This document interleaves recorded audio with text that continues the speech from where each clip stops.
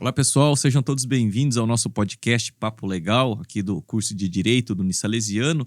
Como sempre, o professor Paulo Cavazana aqui comigo. Hoje, o professor Everton, ele está mentalmente à distância com a gente, né? O nosso convidado trouxe um substituto pro Everton ali, que vai fazer as perguntas, vai fazer as vezes do Everton.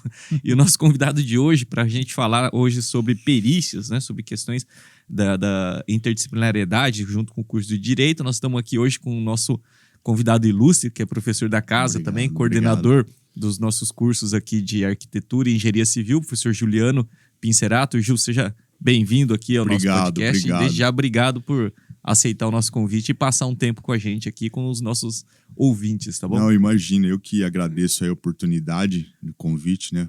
Professor Marcelo, professor Paulo, professor Everton, que está nos acompanhando aí online, à distância, né? Agradecer a oportunidade e falar um pouco dessa outra área que nós, da Engenharia Civil e Arquitetura e das outras engenharias, hoje podemos praticar e somos habilitados para tal, né? Até por conta da demanda e da importância, às vezes, quanto a uma atribuição técnica de algo a se solucionar, vamos dizer assim, né? Muito bom. Ô Gil, cara, seja bem-vindo. Obrigado, Se bem que você já tem uma vasta experiência, né, no podcast próprio. Eu queria falar algo sobre o Gil. O Gil é meu amigo, eu considero meu amigo pessoal. E ele é o tipo de pessoa, né? E são raras essas pessoas, hein? Nunca te falei isso. São raras as pessoas das quais você se torna amigo em 30 segundos. Ele é um cara tão próximo, é um cara tão leal, né? No que ele conversa, na forma que ele se manifesta. É um ser humano espetacular e, além de tudo, também um profissional de mais alto gabarito. E ele foi escolhido aqui a dedo porque é um ponto importante, que é a área pericial, porque muitas vezes, né, Mizaki, a gente dá uma atenção muito grande para as questões técnicas de processo, né? Sim. Muitas vezes a gente se preocupa tanto com o direito material, né? Quando, na verdade, as demandas são solucionadas por um gesto de um perito, né? Que é o auxiliar do juiz, que exerce uma atividade importantíssima, e ele, como um bom profissional, tem toda essa dinâmica que ele precisa nos passar. Eu, como advogado, eu preciso saber como o perito atua. O juiz, como julgador, precisa do perito em questões técnicas que o próprio juiz não tem conhecimento a fundo, né? E ele basicamente decide um processo numa atividade que tanto nós precisamos, né? Então, muitas perguntas para o Gil hoje. E o próprio, aqui, é a essência da interdisciplinaridade, né, Gil? Sim, porque sim. Para os engenheiros também, para os arquitetos Sim. também. Muitas vezes esse diálogo com a área do direito é extremamente E abre portas importante, também, né, para o pessoal. É uma outra área de atuação também. Né? Essa busca, eu costumo falar, primeiro agradecer ao professor Paulo aí pelas palavras, até me fico emocionado, que por conta que a gente sabe do contexto como um todo. Mas, enfim, o que eu quero dizer, às vezes, que eu tenho visto, é assim, a questão de você ser imparcial, Sim. você ser justo, né? Porque se efetivamente você não atribuir aquela situação decisiva quanto a um problema patológico que a gente fala que tem nas construções principalmente, até o próprio juiz ele fica amarrado, porque ele não pode ter uma situação, às vezes, de você estar em cima do muro. Então você tem que se embasar, eu digo assim, falando em termos da elaboração do laudo. Um relatório fotográfico, né, extremamente, como que eu vou dizer, importante no tocante a algumas imagens, a pontos cruciais de uma perícia que às vezes o juiz ou aquele outro profissional não está ali visualizando, mas que precisa ser trazida. E ser assertivo nas suas conclusões, não ficar em cima do muro. Eu acho que isso aí é um ponto que ajuda muito, né, o juiz na tomada de decisão quanto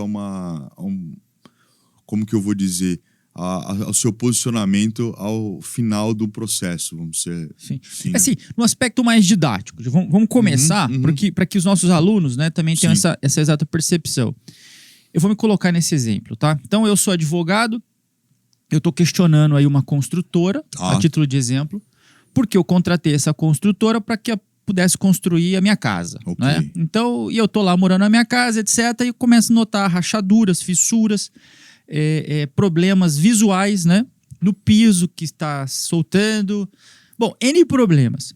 Claro que a ação será promovida visando a reparação. Uhum. Chega essa ação nas mãos do Marcelo, o Marcelo ele precisa instruir, né, tecnicamente esse processo, e aí ele vai dar oportunidade de provas, etc. Mas o próprio Marcelo Misaca, na condição de juiz, ele não sabe a fundo o motivo pelo qual aquilo está acontecendo. Perfeito. E claro que as partes, elas pensam que é algo relacionado, até porque se promove a ação acerca daquele objetivo, mas eu também não tenho, né, muita informação técnica. Quem entra nessa história? O perito. Sim. E nesse caso específico, o perito na área da construção civil. Perfeito. E aí, o Gil é nomeado. Uhum. Tá? Dali pra frente, o que o Gil faz no processo? Vamos lá.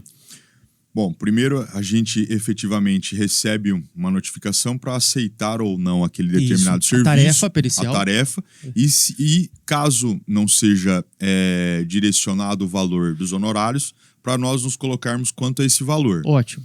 Geralmente, esse valor que a gente estipula de honorários é, por exemplo, a diligência, Sim. O tempo que o tempo que eu vou usar para ler os autos do Sim. processo, o tempo de elaboração do laudo, o tempo, às vezes, de eu ter que, por exemplo, buscar um projeto, às vezes alguma coisa numa prefeitura, algo do tipo, para me dar embasamento técnico para isso. Sim. A partir dali, eu tenho que designar o horário e data para fazer a perícia. Geralmente, a gente... Aí seria a presença na propriedade. Presencial na propriedade. Geralmente, a gente costuma marcar isso com pelo menos 30 dias de antecedência. Sim. Até isso aí é uma coisa que a gente conversa até com o pessoal, né? Para quê? Para que tenha tempo hábil da pessoa receber essa notificação e estar presente. Porque, às vezes, quando uma das partes não está presente, ou efetivamente alega que não foi avisado, algo do tipo, isso...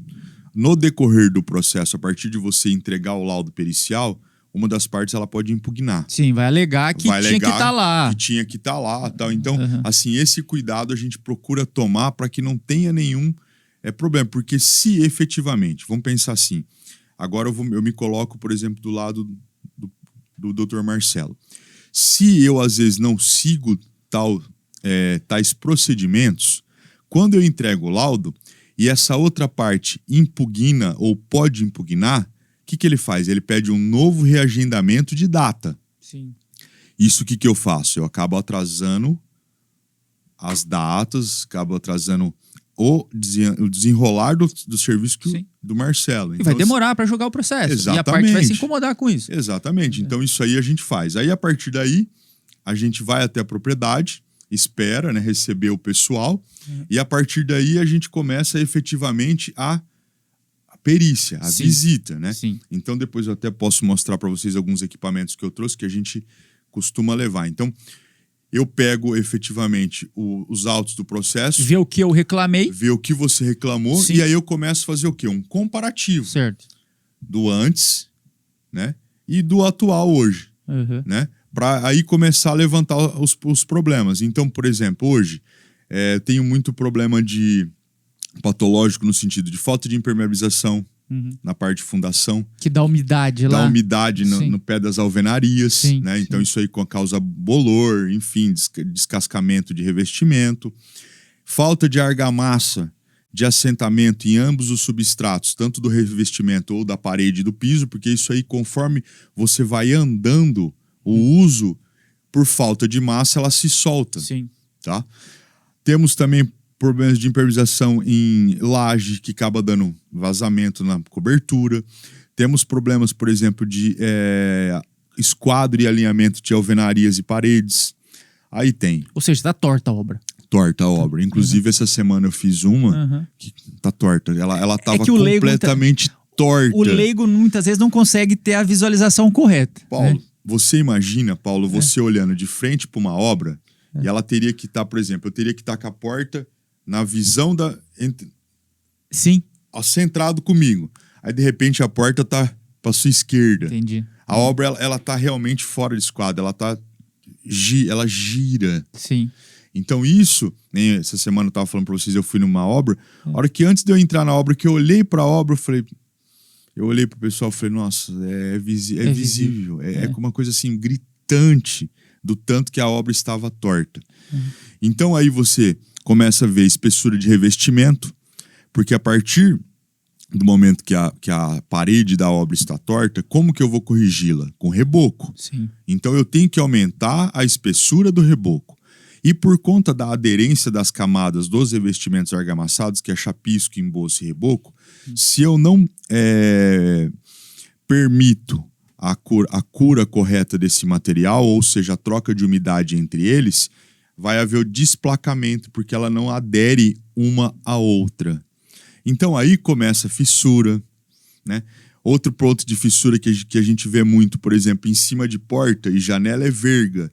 Embaixo de janela é contra-verga. O pessoal não faz, ela trinca aos 45 diagonal, porque aí a porta e a janela começam a emperrar e não fechar. Então hoje, quais são os maiores problemas na construção civil?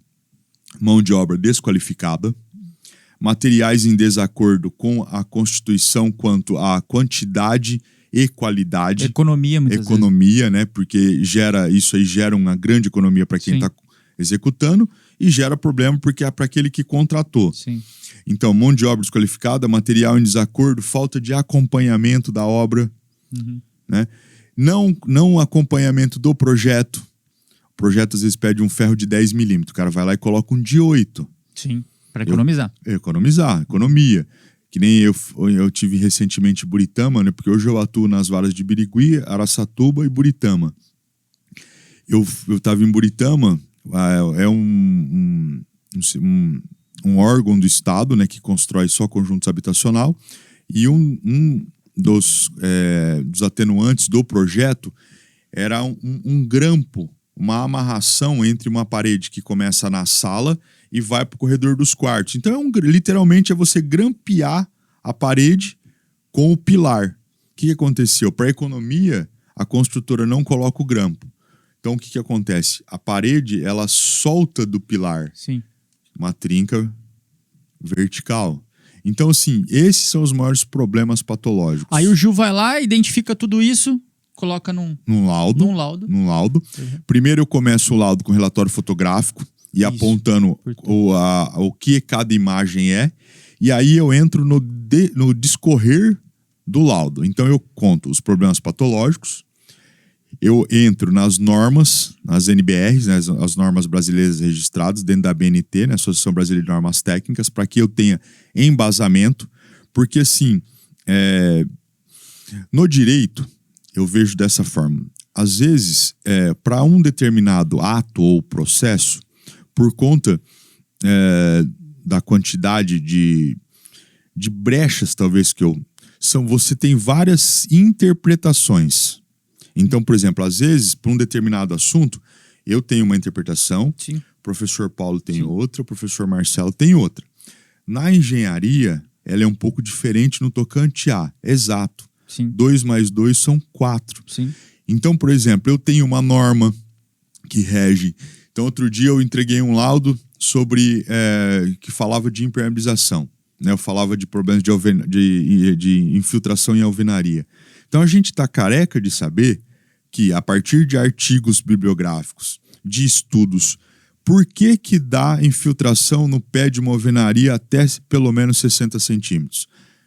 Infiltração negativa de água por capilaridade, de baixo para cima. Qual que é o problema? Falta de impermeabilização das fundações. Sim. Isso aí há anos, há décadas está em artigos bibliográficos, está em estudo. Isso aí é fato. Aí, efetivamente, as partes gostam de, às vezes, impugnar, falar que aquilo não foi feito. Não, tudo bem, até pode ter sido feito, mas não foi feito corretamente, porque senão não teria aparecido o problema. E a imagem, ela prova isso. Ela prova tudo. Então, assim, o maior problema hoje que nós temos, às vezes, é quando a parte, às vezes, contrária do que você efetivamente está atestando, claro que sempre embasado em normas técnicas, artigos bibliográficos, né? É querer impugnar algo ou ver algo que está nítido, gritante, que não é uma realidade, né? Então eu acho que talvez esse seja o maior problema hoje que a gente enfrenta quando a gente vai entregar o laudo.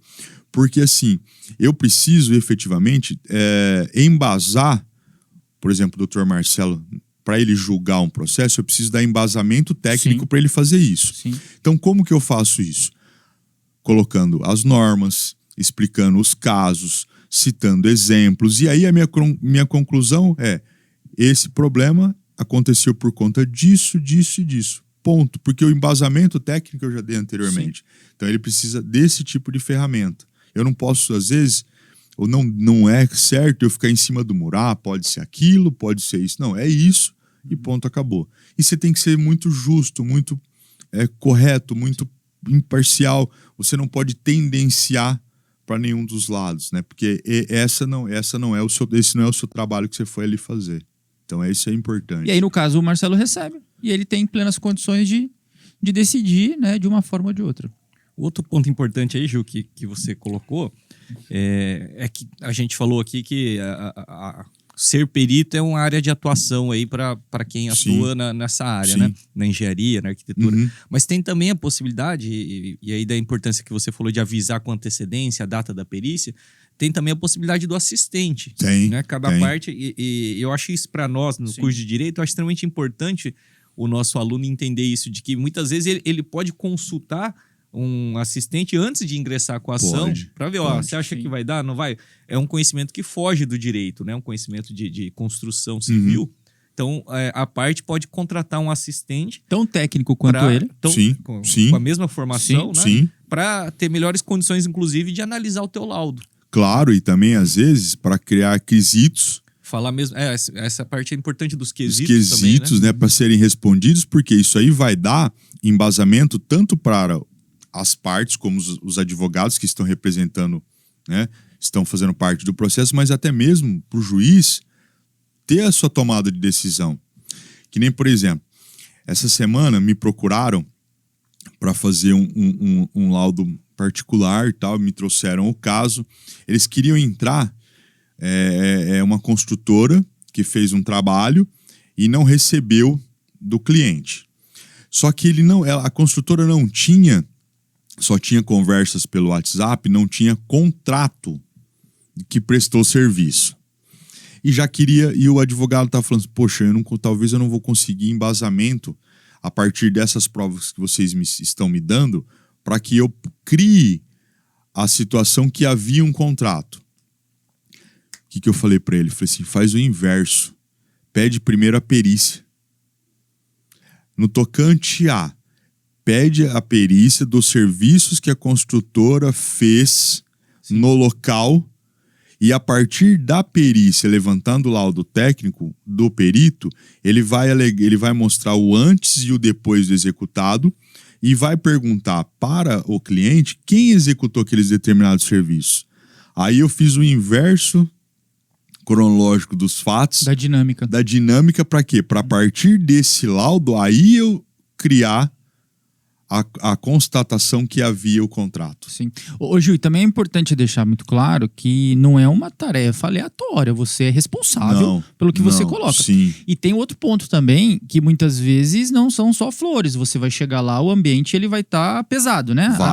O litígio vai estar à flor da pele. Vai. Então muitas vezes você não vai ser bem recebido, né? Muitas vezes você vai receber informações que não são adequadas, né? Então é importante que os futuros peritos, né? Tome conhecimento disso. Não, assim, até, não sei se o doutor permite eu mencionar, mas esses dias eu fui fazer uma perícia, né, nomeado por um juiz, tudo certinho.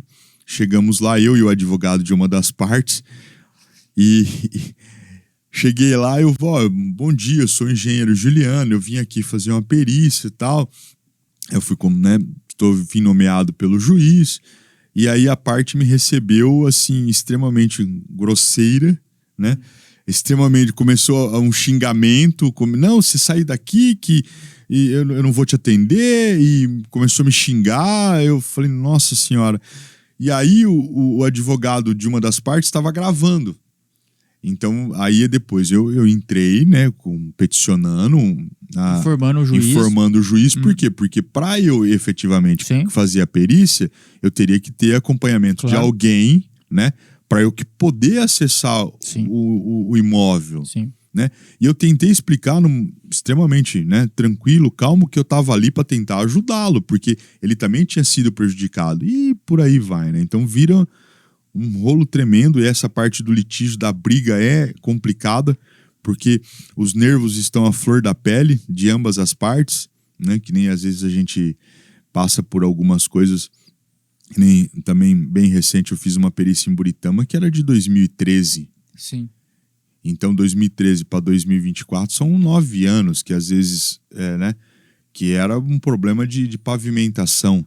Sim. Então você via o pavimento. Só que aí, por exemplo, a prefeitura já havia feito novos reparos sobre aquele pavimento antigo, então aí você tem que criar o intervalo cronológico ao contrário, né, e ter provas, porque uma coisa que eu até tenho que agradecer, no meu caso em específico, para aqueles juízes que eu presto serviço, o embasamento e a confiança e a possibilidade que eles nos dão de trabalhar. Por exemplo, eu tenho um outro trabalho que eu estou fazendo aqui em Araçatuba, que para eu dar andamento ao meu processo, ao meu laudo, eu preciso projetos arquitetônicos, tá? Então, para aqueles que estão nos ouvindo e aqueles que, né, vão aí trabalhar ou seguir nessa área e dentro do direito, até para saber como peticionar, projetos arquitetônicos, projetos estruturais, projetos complementares, hidráulicos, elétricos, de impermeabilização, e memorial descritivo, para você fazer a compatibilização do material que foi vendido para o material que foi usado, para você comprovar a qualidade. Sim. Então, isso o advogado deve entrar em contato com o assistente técnico, muito bem mencionado pelo professor Marcelo, para que ele tenha esse embasamento técnico e vá buscar as provas e coloque no processo que realmente aquele que vai periciar o local precise e tenha de ferramentas em mãos para poder dar um laudo mais assertivo. Para eu poder visualizar. Nem, por exemplo, eu estou periciando uma casa, vou fazer um laudo de patologias e a casa não tem projeto estrutural. Como que eu sei que foi feito da forma adequada? Que usou o aço adequado? Que usou um concreto adequado? Né?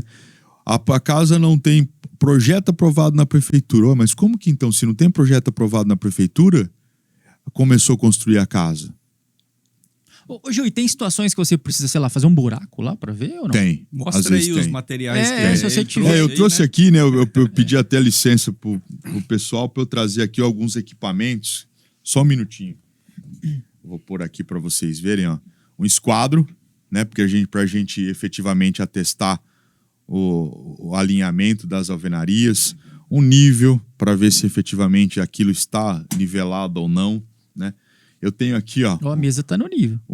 Tá no nível. Olha o nível bolha aqui, né? É. Um martelinho de borracha simples, né? Para você efetivamente ver se tá oco ou não aquele revestimento, tá? Paquímetro, pra gente medir espessura de trincas, né? Medir até diâmetro de tubulação, espessura de vergalhões de aço.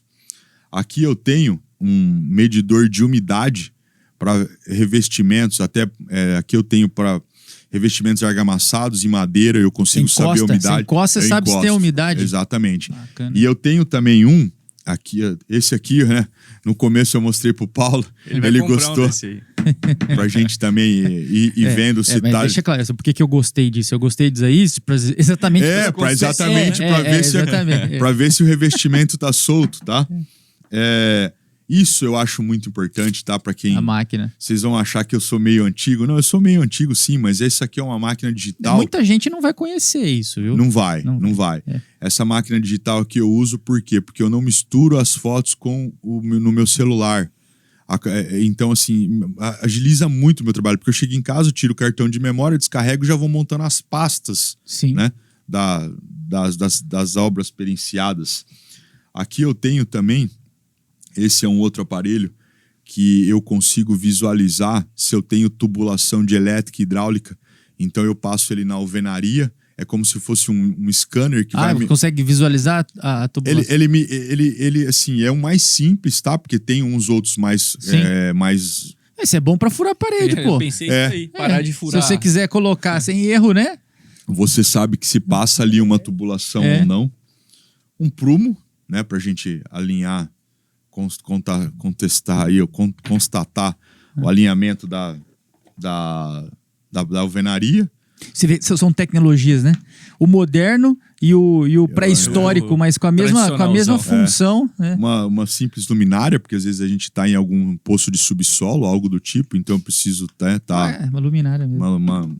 Isso é bom para pescar, meu. Não sabia que tinha desse tamanho. Tem. Aqui eu tenho também uma trena eletrônica, né? Ó. Então, para a gente poder medir. E tenho também aqui uma coisa que o pessoal... não para de sair coisa dali, hein? Isso aqui, ó, também. Isso chama fissurômetro. Para saber o tamanho, se é trinco, se é trinca, negócio assim, se é fissura, porque conforme ela vai aumentando, É. então eu vou tendo o diagnóstico, né? Então a gente também tem isso aqui. Então são coisas do meu dia a dia. Agora, recentemente, eu passei também por uma dor, e aí eu tive que também investir nisso. Até então eu não tinha o drone, né? Então agora eu recentemente adquiri um drone, porque às vezes eu chego em alguma edificação e às vezes a gente não consegue ter acesso a uma cobertura, né? Então a gente levanta o drone e faz o relatório fotográfico da parte superior. Então assim, claro que você vai investindo ao longo da sua carreira, né, para ter equipamentos que vão te dar subsídio para você ter um embasamento. Ou seja, maior. Não é só chegar e olhar, né? Não, você tem toda uma dinâmica. Não, tem que ter. E tem um investimento, pelo visto aqui, não é pouco. Não é também tão caro, tá? Não é tão caro, mas assim, juntando com o drone, aqui eu devo ter por volta de uns R$2.000 de equipamento. Tá? Fora que eu não trouxe aqui porque tava carregando, mas eu procuro sempre. Eu tenho um tablet que eu levo junto. Também, tá? sim. Eu levo junto nas perícias, porque se eu precisar efetivamente acessar o processo, né? Acessar o processo para poder visualizar alguma coisa, e sempre comigo meu pendrive, né? Então aqui, qualquer coisa que eu preciso, às vezes eu conecto por baixo do tablet, numa entrada tipo C normal, e aí eu tenho todo o relatório fotográfico que eu já faço. Então isso aqui está sempre comigo aí, para poder chegar e ter mais embasamento, conseguir dar algo mais concreto para aqueles que, né, precisam aí Muito bom, hein? Muito bom, muita coisa. Da né? gente aí como perito. E eu falo assim, tá? Só contando um pouquinho para vocês entenderem dessa dinâmica, que não é só você ter isso daqui, talvez, ou você só ter o curso de engenharia civil ou arquitetura, mas, por exemplo, reciclagem no tocante a cursos. Hoje eu tenho tô na terceira especialização só na área de avaliação e perícia. Porque as coisas vão mudando, atualizando. Vão atualizando. Então, por exemplo, essa semana passada eu comprei livro de novo. A gente está sempre comprando bibliografia, né? As últimas 3 que eu comprei agora devem estar para chegar. É de desapropriação e uso capião, que a gente, como perito, a gente faz para avaliar, por exemplo, às vezes como uma faixa de servidão que passa. O tempo que está ali, né? Em situações. Porque outro dia também pegamos um processo desse sentido, que a gente tinha informações que ali numa faixa de servidão, em específico o processo, já tinha algumas imagens do ano de 1972 que atestavam essa faixa de servidão que já existia. Já servia para alguém. Já servia exatamente, que não estavam nos autos do processo.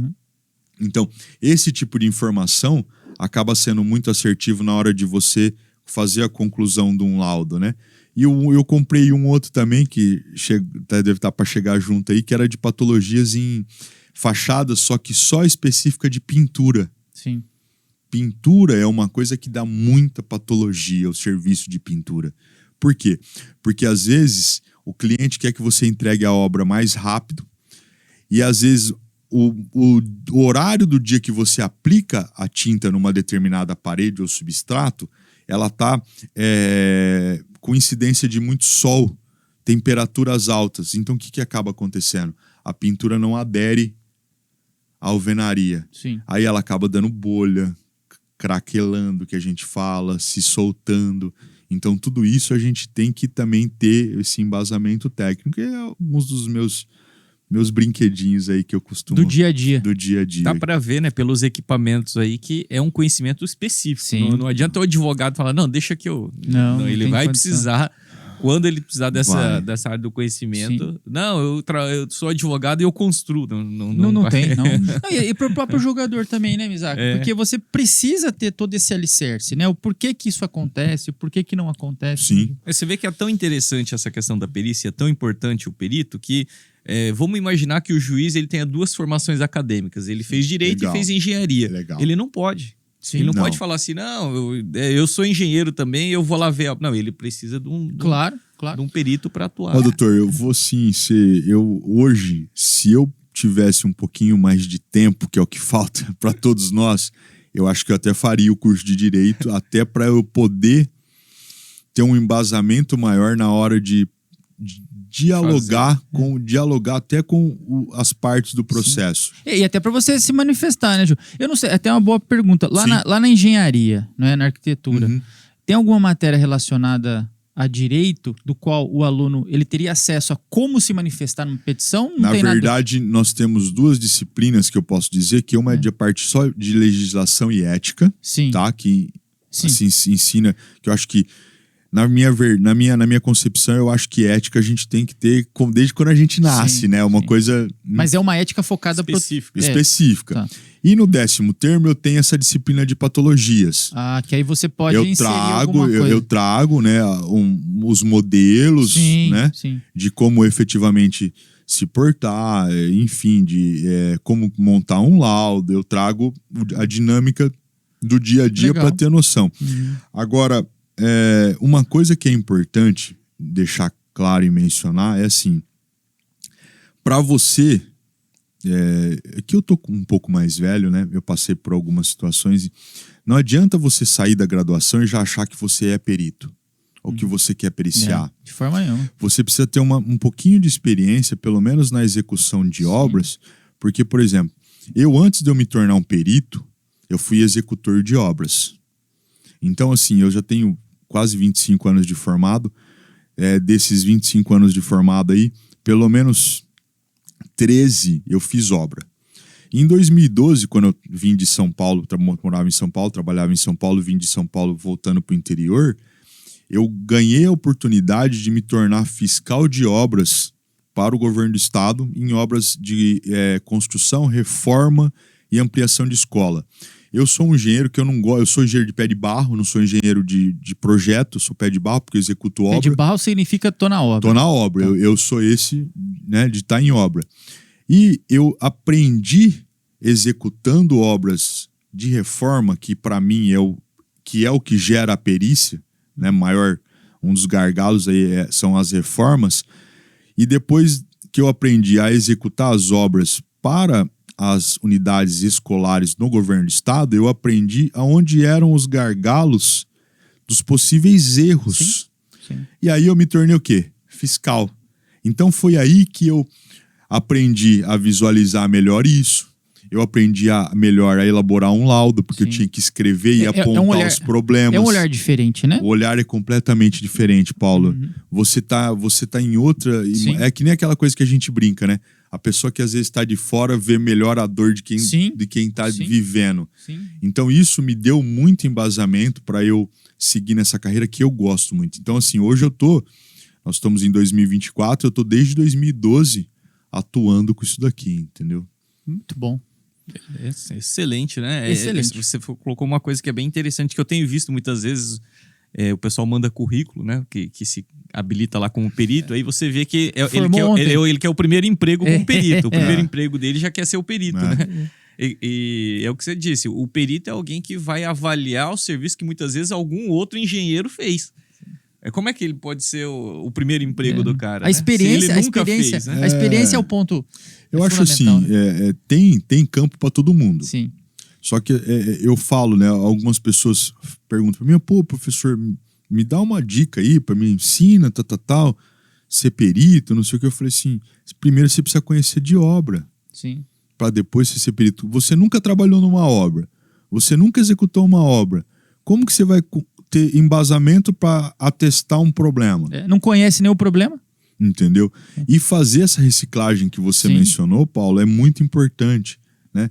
Então, por exemplo, fazer um curso de extensão, fazer uma pós-graduação, ter o hábito de ter uma boa leitura para você ter os embasamentos técnicos, conhecer das normas, entendeu? É muito mais do que tudo isso. Sim. Então você precisa realmente ter essa bagagem aí que não é do dia para noite que a gente consegue, né? É lutando, trabalhando. E a maioria das disciplinas que eu ministro na instituição hoje, aqui no Unisalesiano, são relacionadas à execução de obras, materiais de construção.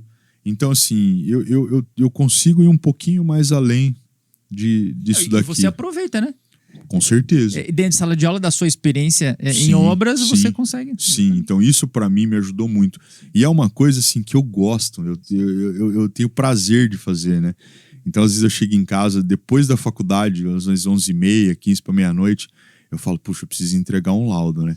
Aí eu vejo se tá tudo bem em casa, tá todo mundo dormindo para não acordar ninguém, entro no quarto, a hora que eu vejo é 2, 3, 4 horas da manhã, eu montando relatório fotográfico. Isso me dá prazer. Eu gosto disso. Muito bom. Muito bom. Então, Gil, de novo, obrigado aí pelo bate-papo extremamente esclarecedor e importante para os nossos alunos e também, tenho certeza, para os alunos da engenharia e da arquitetura também. Com certeza. Né? Então, eu vou até passar depois para eles assistirem, que é muito legal. Esse papo interdisciplinar é sempre muito bacana. Sim. Então, em nome aqui do nosso podcast, eu agradeço a tua participação obrigado a oportunidade. novamente. Tá? E é isso aí, pessoal. Fiquem com a gente aí para os próximos episódios do nosso podcast Papo Legal, aqui do curso de Direito Unisalesiano. Até mais. Valeu.